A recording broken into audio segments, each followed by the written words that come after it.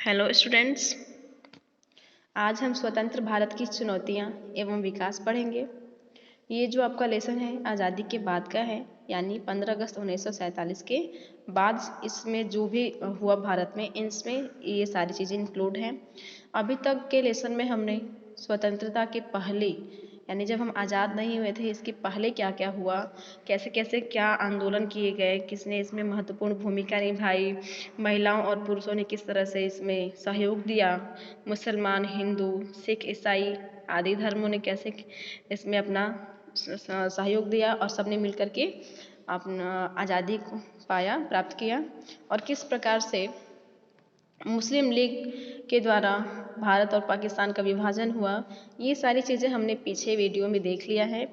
और आज हम स्वतंत्र भारत की चुनौतियां एवं विकास पढ़ेंगे, यानी कि जब आज़ाद हो गया भारत तो इसके लिए क्या क्या चुनौतियां थी। किसी भी देश को, भारत एक छोटा देश तो था नहीं, एक बड़ा देश है, तो इसको चलाने के लिए बहुत सारी समस्याएं सामने आने लगी। ठीक है, इतने बड़े देश पे किस प्रकार से यहाँ पे शासन किया जाए, कैसे लोगों का देखभाल किया जाए, कैसे भारत का विकास हो, ये सारी हमारे लिए क्या थी, चुनौतियाँ थी। ठीक है, चलिए स्टार्ट करते हैं। सन 15 अगस्त 1947 को स्वतंत्र भारत जो है वो स्वतंत्र हो गया। 14 अगस्त की मध्य रात्रि में जवाहरलाल नेहरू ने संविधान सभा में अपने एक ऐतिहासिक भाषण में कहा, रात को 12 बजे जब पूरा विश्व सो रहा है, तब भारत जीवन और स्वाधीनता की ओर अग्रसर है।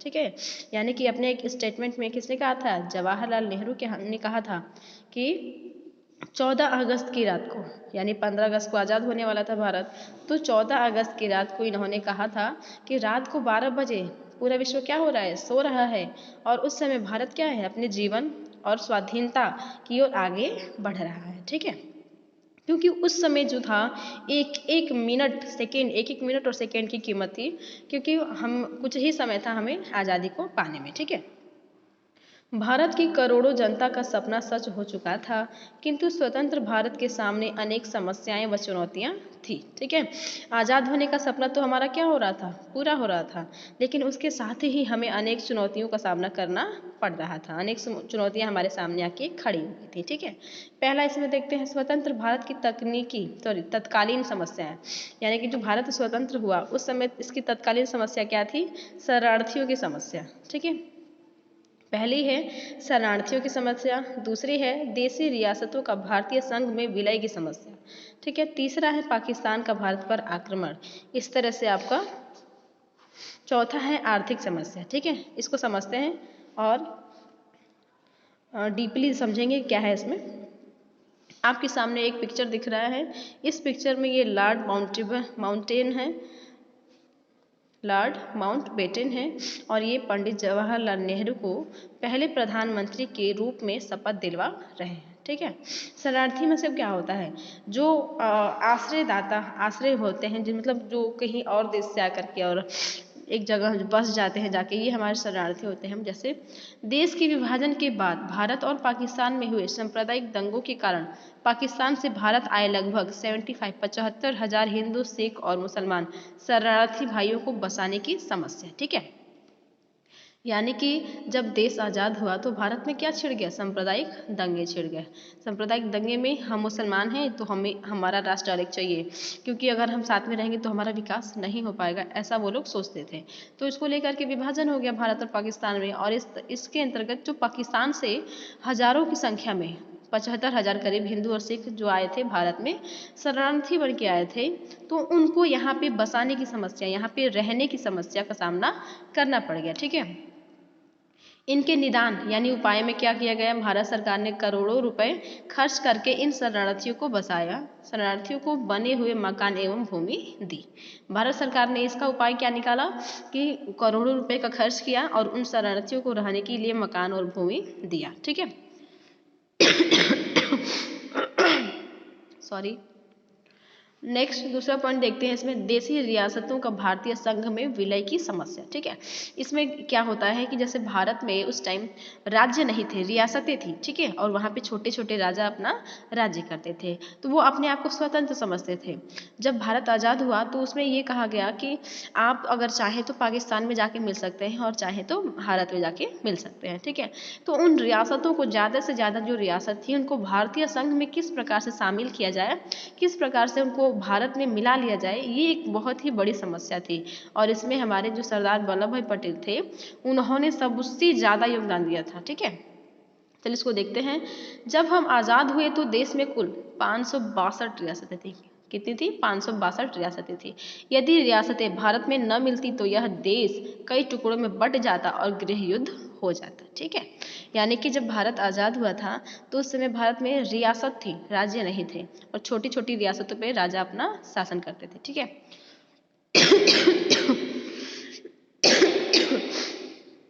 सॉरी। चलिए आगे देखते हैं इसमें क्या है। अगर इन रियासतों को एक में नहीं मिलाया जाता तो क्या होता, भारत में बहुत सारे छोटे छोटे देश बन जाते। ठीक है, जैसे मान लीजिए कि अगर आपको भारत से जाना पड़ा, आप अमेरिका जाना चाहते हैं, रूस जाना चाहते हैं, तो वहाँ जाने के लिए हमें वीज़ा लगता है। ठीक है, आप जानते हैं कि वहाँ जाने के लिए हमें वीज़ा करना पड़ता है और वहाँ की सरकार से परमिशन लेना पड़ता है कि हम आपके देश में 1 साल या 2 साल या 10 साल के लिए आना चाहते हैं, हमें परमिशन दीजिए। ठीक है, अगर हमारा जो भारत था, इस छोटी छोटी रियासतें अगर एक नहीं मिलती तो हमें प्रॉब्लम हो जाती, हमें बहुत ज़्यादा समस्या का सामना करना पड़ता। जैसे मान लीजिए कि हम उत्तर प्रदेश में हैं, अगर हमें जाना पड़ा कश्मीर तो हमें वहाँ के लिए वीज़ा बनवाना पड़ जाता, गुजरात जाना होता तो वहाँ के लिए वीज़ा बनवाना पड़ जाता, क्योंकि वो छोटे छोटे देश होते और एक देश से दूसरे देश में जाने के लिए वहाँ के जो सरकार होती है परमिशन लेना पड़ता है, वीज़ा बनवाना पड़ता है। ठीक है, आप बताइएगा कि भारत के ऐसे कौन से ऐसे देश हैं जिससे भारत के लोग जब वहाँ जाते हैं तो वीज़ा नहीं लगता है। ठीक है, चलिए आगे देखते हैं। इसमें निदान यानी इसका उपाय किया गया। क्या हुआ उस समय कि हमारे उप प्रधानमंत्री व केंद्रीय गृह मंत्री सरदार वल्लभ भाई पटेल ने बड़ी ही सूझबूझ से अधिकांश रियासतें भारत में मिला ली। इसी सूझबूझ के कारण इन्हें लौह पुरुष कहा जाता है।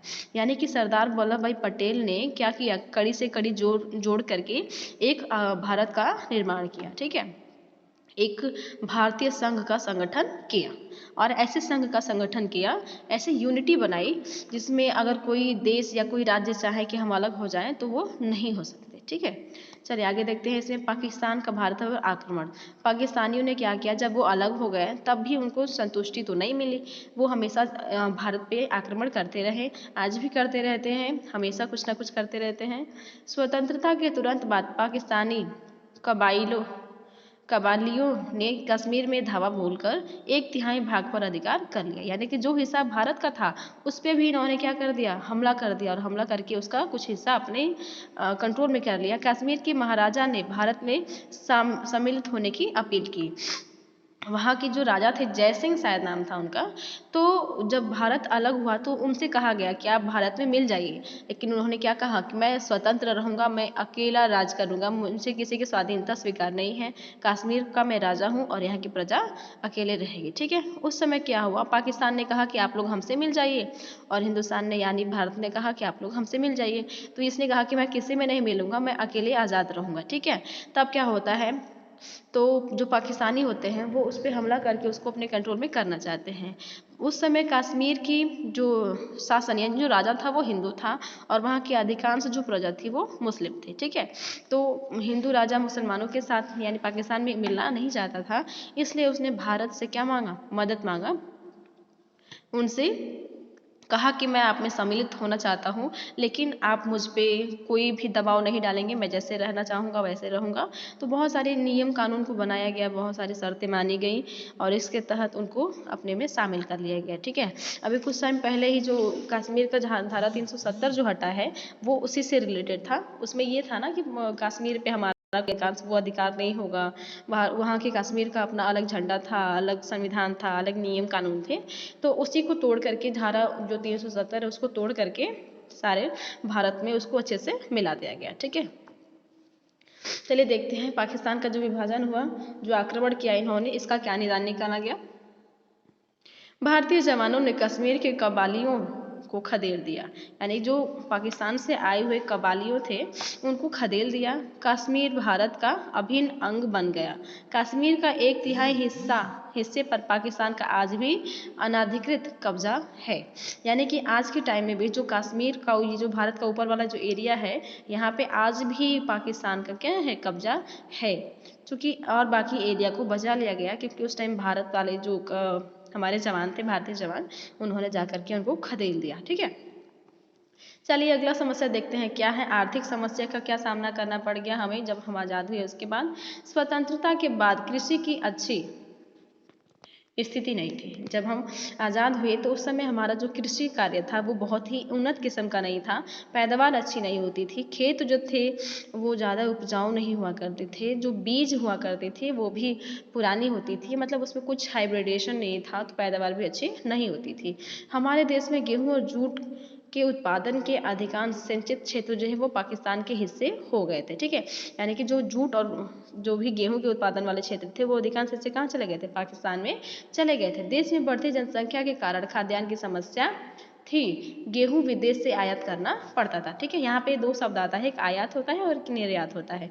तो आयात का मतलब होता है मंगाना और निर्यात का मतलब होता है भेजना। ठीक है, जैसे मान लीजिए किसी कोई देश है, जैसे हम लोग हैं, तो हमारे यहाँ पर अगर गेहूँ अच्छी नहीं होती, पैदावार अच्छा नहीं होगा, तो यहाँ की जो जनता है इनके पालन पोषण के लिए हमें गेहूँ को दूसरे देश से, अपने देश से मंगाना पड़ेगा, तो उसे हम आयात कहते हैं। लेकिन आज उसके बाद अगर हमारे यहाँ कुछ ज़्यादा होता है, कोई भी जो फसल होती है, कुछ भी उत्पादन अधिक मात्रा में होता है, तो हम उसे दूसरे देशों में बेचते हैं, यानी भेज देते हैं, तो उसे हम निर्यात कहते हैं। ठीक है, आई होप ये आपको समझ में आ गया होगा आयात या निर्यात क्या होता है। तो जब हम आज़ाद हुए थे तो हमें खाद्यान्न की समस्या का सामना करना पड़ गया, यहाँ तक कि हमें विदेशों से गेहूं को भी मंगाना पड़ गया था। ठीक है, इसके निदान में सरकार ने क्या किया देखते हैं। इसमें सरकार ने के लगातार प्रयास के कारण देश में खाद्यान्न का उत्पादन बढ़ गया। यानी कि जब देश आज़ाद हुआ तो इंदिरा गांधी के समय में, फिर आपके ये और भी बहुत लोग थे, तो इन्होंने फसलों के उत्पादन के लिए और अनेक क्रांतियाँ चलाई, जैसे हरित क्रांति, श्वेत क्रांति, नीली क्रांति, है ना, काली क्रांति, बहुत सारी क्रांतियाँ चलाई और इसके अंतर्गत एक एक चीज़ पे फोकस करके उसके पैदावार को बढ़ाया गया। इसके लिए जमींदारी प्रथा को समाप्त किया गया और काश्तकारों को भूमि दी गई। आज हमारे देश में खाद्यान्न दूसरे देशों को निर्यात किया जाता है, मतलब भेजा जाता है, न कि मंगाया जाता है। क्यों? क्योंकि यहाँ पे इन फसलों का उत्पादन, खाद्यान्न फसलों का उत्पादन अच्छी और अधिक मात्रा में होने लगे हैं। ठीक है,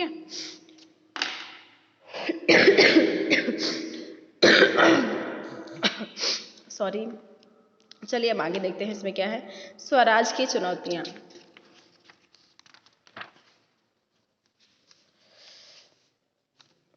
ये जो आपके पॉइंट है, इस पॉइंट को हम नेक्स्ट वीडियो में पढ़ेंगे, क्योंकि वीडियो ज़्यादा लंबा हो जा रहा है तो प्रॉब्लम हो रही है, और इसको आप पढ़ लीजिएगा। ठीक है, पिछली वीडियो में मैंने आपको जो लेसन नंबर 10 का क्वेश्चन आंसर डिफाइन किया था, आई होप आपने लिख लिया होगा। आप कुछ कमेंट नहीं करते, कुछ रिप्लाई नहीं देते, तो समझ में नहीं आता कि आप लोग पढ़ते भी हो कि नहीं पढ़ते हो। बस एक दिन आप लोगों ने, सभी लोगों ने वीडियो को देखा था, इसके बाद आप लोग इसको वॉच भी नहीं कर रहे हैं। आप ये नहीं सोचेगा कि वॉच नहीं करेगा तो समझ में नहीं आएगा, पता चल जाता है कि कितने लोग वीडियो देख रहे हैं। तो इसको आप पढ़िए, समझिए, तभी तो सारी चीज़ें समझ में आएंगी, अपने से थोड़ी समझ में आता है। ठीक है, इतना आप आज की वीडियो के लिए इतना ही है। स्वतंत्र भारत की तत्कालीन जो समस्या है इसको समझा हमने, और नेक्स्ट वीडियो में हम स्वराज की चुनौतियाँ समझेंगे। ठीक है, चलिए इसको पढ़ते रहिए।